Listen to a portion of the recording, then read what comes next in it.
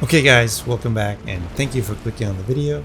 The insane bleed build train is back again. So this time with a 2.0 version, trying the bandit's curved sword over the scavenger's curved sword. Now you can set up a very powerful version of this build late game, but it will reach its full potential in New Game Plus. I did a full playthrough to test them out and will let you know my thoughts on them and how you can set it up late game, and if the bandit curved swords are even more OP with this improved insane bleed build 2.0 that will make you a god in Elden Ring, being able to kill bosses in seconds. So let's go. Quick shout out to our sponsor AOE.com. If you don't have the time to grind for runes or items in Elden Ring and need them real fast, use my code BAL for 3% off.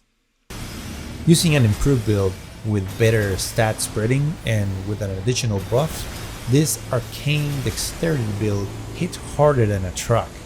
It feels even stronger and faster when killing bosses, finishing them off in seconds.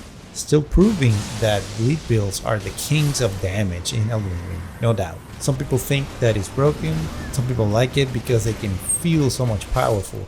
But that's the way it is right now. The way to play this insane bleed build is the same as the last one, focusing on jump attacks and consecutive attacks while using seppuku as a ward to get the most out of the Lord of Blood Exaltation, Claw Talisman, Millicent Prosthesis, Rotten Winged Sword Insignia, Thorny Cracked Tear on the Physics Flask, and the White Mass headpiece and Raptor's Black Feathers chest piece. This will work wonders with regular mobs, but for challenging or boss fights, you can top it off with buffs like Golden Vow, Flame Grinding Strength, and Rallying Standard. All of these benefits and buffs will stack each other, so when starting a fight, the attack power will go through the roof and will increase almost up to 6 times when you hit those jumping attacks and consecutive attacks. First, you want to take the Physics Flask since it lasts about 3 minutes, then Golden Vow, then Flame Grinding Strength, change to your Commander's standard weapon to do the Rallying Standard buff, then change to your 2 Bandit Curved Swords and do your Seppuku with your offhand.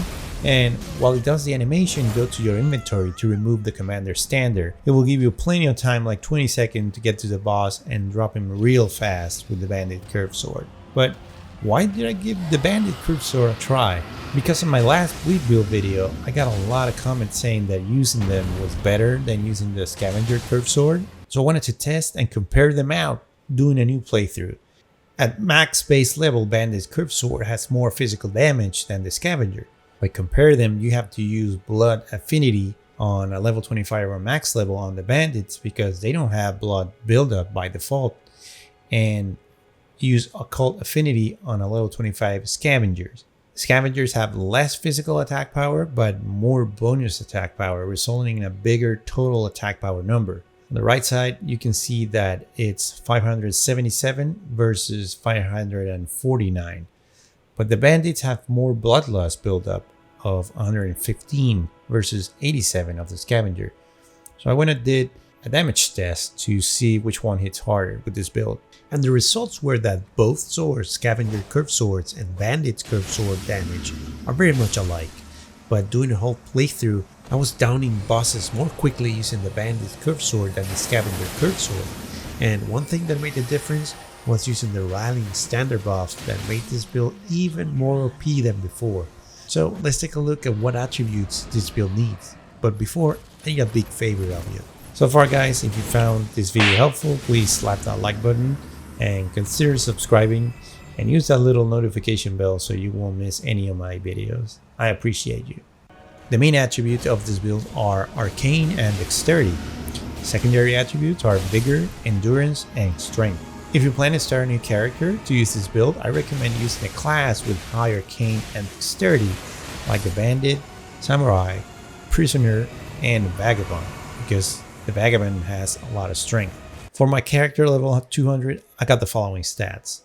Arcane at 80, Dexterity at 60, but we'll get at 65 with Millicent's Prosthesis Talisman. Vigor 55 because you need a decent HP pool because you will get hit sometimes doing your melee damage. Mine at 15, We just need a little amount of FP to buff up and use Bloodhound Step on fights. Endurance at 20, Strength at 25, Intelligence, we don't put any points in it. Faith at 15, just to meet the requirements to buff with Flame Grinding Strength. So one thing to note that the Bandit's Curved Sword with Blood Affinity will scale more with Dexterity and Strength, having C scaling on both, but having D scaling on Arcane.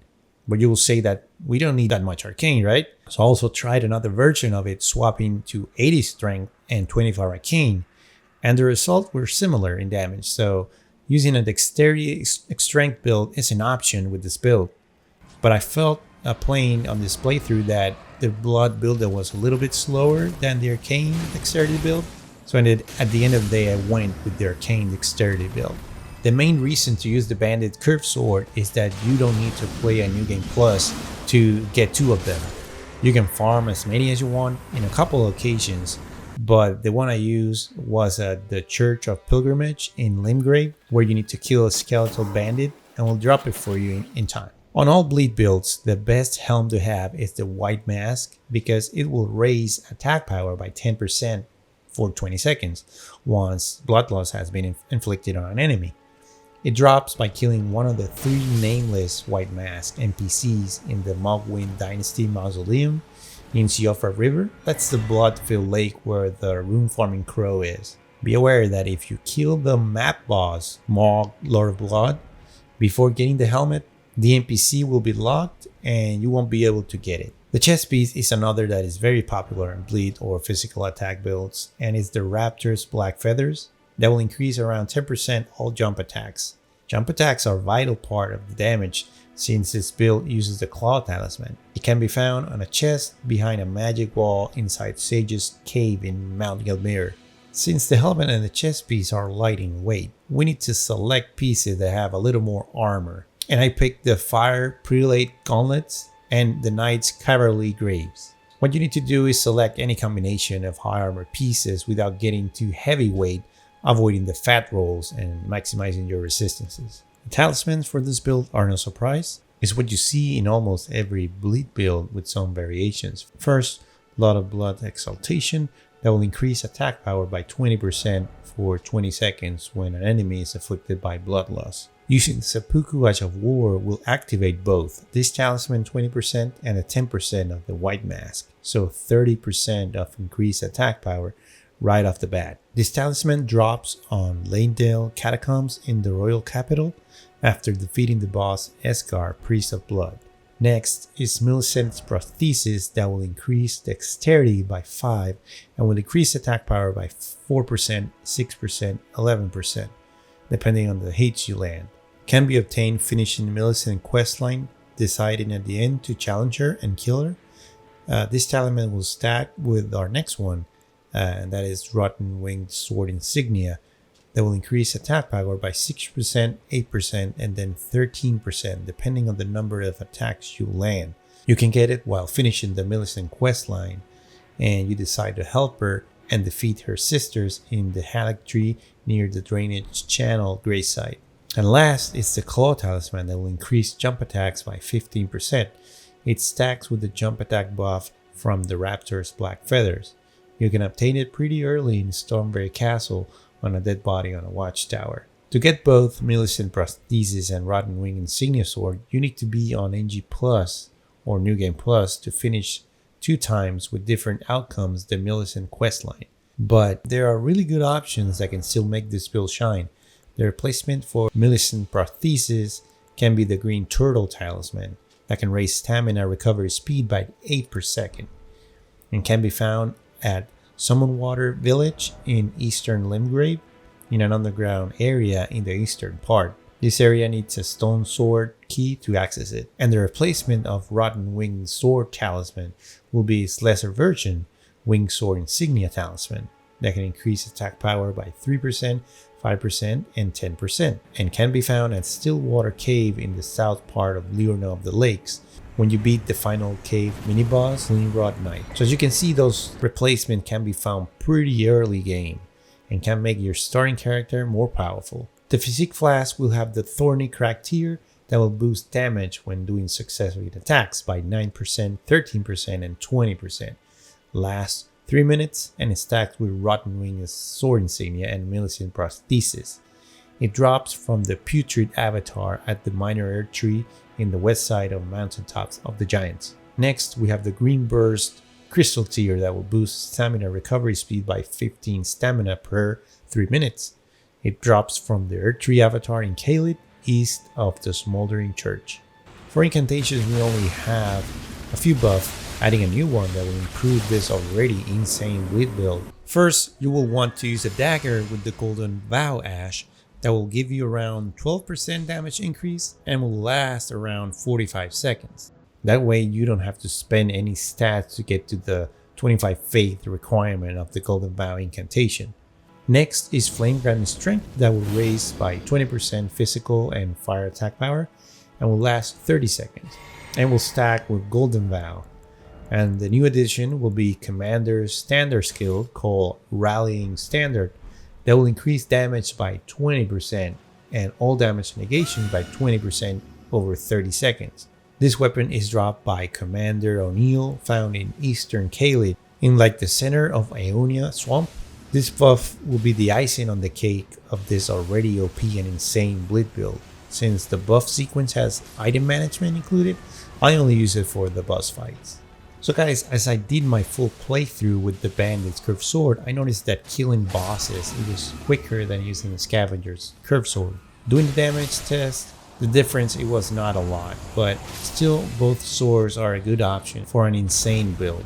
What made the difference was the Rallying Standard buff that added 20% increased damage. Although it's a little tricky to do the buff sequence, it's well worth it for boss fights.